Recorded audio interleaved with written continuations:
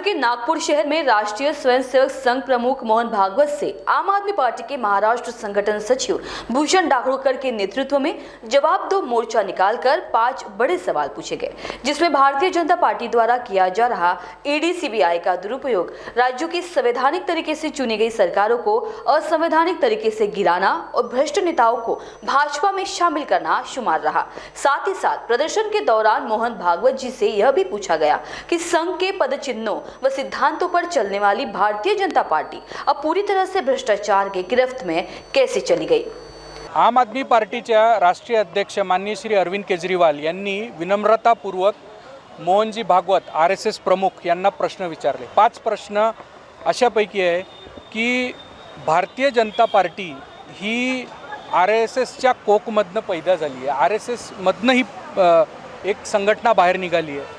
Bharatiya Janata party स्वतःहून म्हणते की आरएसएस हा संघ परिवार असा आहे आणि ह्या संघ परिवारातला आमचा एक हा पक्ष आहे म्हणून।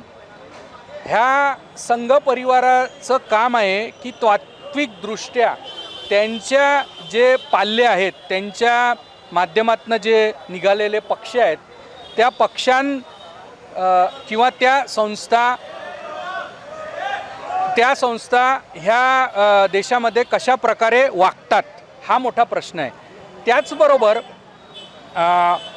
जर भारतीय संस्कृती अनुसार जे पालक असतात ते आपल्या पाल्यांना तात्विकदृष्ट्या कसं जीवन जगायचं हे शिकवत असतात, हे आपल्या भारतीय संस्कृतीमध्ये सगळ्यांना हे माहीत आहे। त्याचबरोबर आम आदमी पार्टीचं असं म्हणणं आहे की माननीय श्री अरविंद केजरीवालांना हा प्रश्न विचारला की ईडी सीबीआयच्या माध्यमातून ज्या प्रकारे ज्या पॉलिटिकल पार्टीजला पक्षांना तोडण्यात येतं आणि भारतीय जनता पार्टीची सरकार बनवण्यात येतं, हे तात्विकदृष्ट्या बरोबर आहे की नाही आहे। दुसरा प्रश्न असा आहे की मोदीजी भ्रष्ट नेत्यांबद्दल भरपूरदा वक्तव्य करतात आणि कळतं आपल्याला काही दिवसात की तेच भ्रष्ट नेते 70,000 करोडचे सारखे घोटाळ्याचे आरोप ज्यांच्यावरती आहे तेच भारतीय जनता पार्टीसोबत मिळून पक्ष बनवतात। त्याच्यानंतर आरएसएस ची जबाबदारी आहे का की भारतीय जनता पार्टी ही तात्विकदृष्ट्या व्यवस्थित वागावी।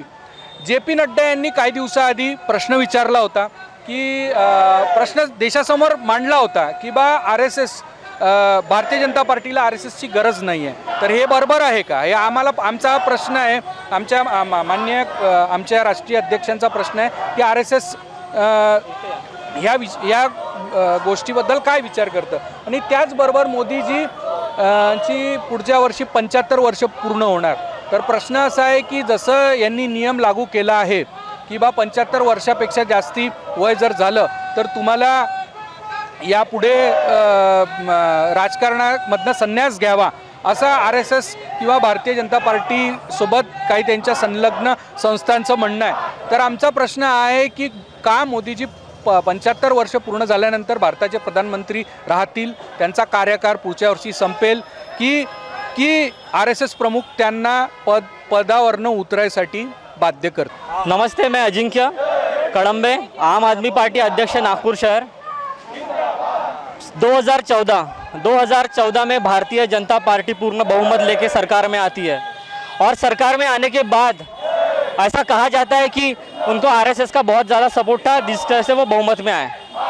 आरएसएस एक मातृतुल्य संस्था है बीजेपी की, यानी बीजेपी एक पॉलिटिकल विंग है आरएसएस की। और आज जो हो रहा है 10 साल बाद, जो इन्होंने काम पे वोट मांगना था, वो आज इतनी गंदी राजनीति कर रही है। ईडी और सीबीआई का दुरुपयोग करके वो नेताओं को और पार्टियों को तोड़ रहे हैं। तो हमारे नेता का सीधा सवाल यही है कि क्या ये चीज़ें हो रही है मोहन भागवत जी, ये क्या सही है? दूसरा, जिन लोगों को प्राइम मिनिस्टर साहब ने अपने पब्लिक रैली में 28 जून को 2023 को जिन्होंने अपने पब्लिक रैली में कहा था कि ये भ्रष्टाचारी लोग हैं, कुछ दिनों बाद उनको ही सरकार में लेके उप मुख्यमंत्री बना देते हैं। तो ये हमारा आम आदमी पार्टी का दूसरा क्वेश्चन था। और जिस तरीके से बीजेपी बिहेव कर रही है, क्या आरएसएस को और आरएसएस के कार्यकर्ताओं को ये सारी चीज़ें पट रही है? इसका भी जवाब हम उनसे चाहते हैं। लोकसभा चुनाव के दौरान ही बीजेपी के राष्ट्रीय अध्यक्ष JP नड्डा साहब ने कहा था कि हमको अब आरएसएस की ज़रूरत नहीं है।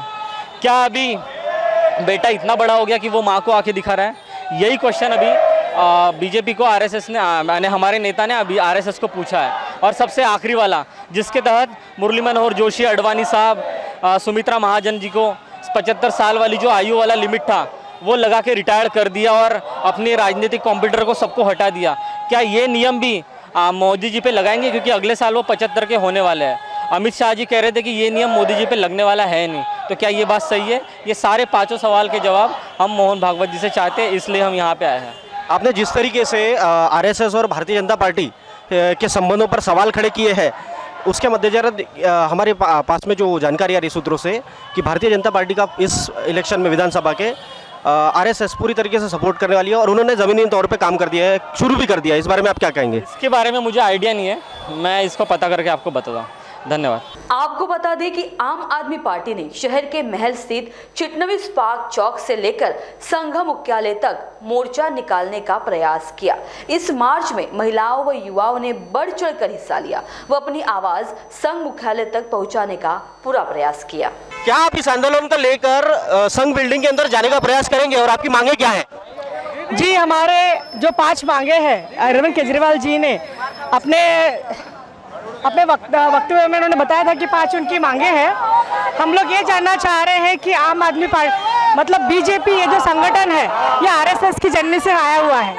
आज अगर आरएसएस अगर कोई नियम कुछ नियमावली बनाते हैं तो क्या वो नियम बीजेपी के लिए लागू नहीं होते क्या? आज वो ईडी सीबीआई लगा के संगठन को तोड़ रहे हैं, समाज में जिस तरह से उनका व्यवहार चल रहा है, जिस तरह काम कर रहे हैं, क्या वो देश हित में है क्या?